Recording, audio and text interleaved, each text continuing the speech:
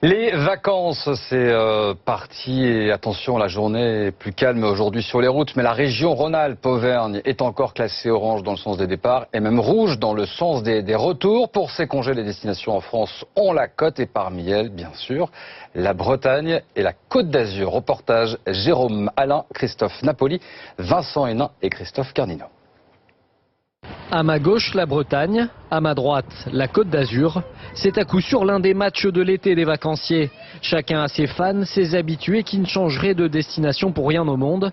Et en cela, les Azuréens sont plutôt chauvins, voire même taquins. La Bretagne, c'est en France ? Moi, je conseille à tout le monde de venir ici. Et la Côte d'Azur est super agréable. Diversité des paysages, culture, cuisine niçoise reconnue dans le monde entier. La Côte d'Azur sait y faire en matière d'accueil.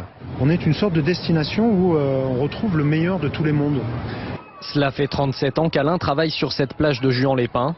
Et malgré toutes ces années, il ne s'est toujours pas lassé. La Côte d'Azur, c'est un peu la Provence aussi, c'est le soleil, c'est une mer chaude. Alors qu'en Bretagne, il y a des paysages magnifiques, mais la mer est plus fraîche. Donc c'est deux choses différentes, complémentaires d'ailleurs. La fraîcheur, c'est notamment cela que viennent chercher les amoureux de la Bretagne. Il n'y a pas d'extrême ici avec la météo. On a plutôt une météo estivale autour de 25 degrés. C'est juste une région magnifique qui change tout le temps de couleurs, d'odeurs, de saveurs. Deux régions attractives qui font rayonner la France dans le monde du tourisme.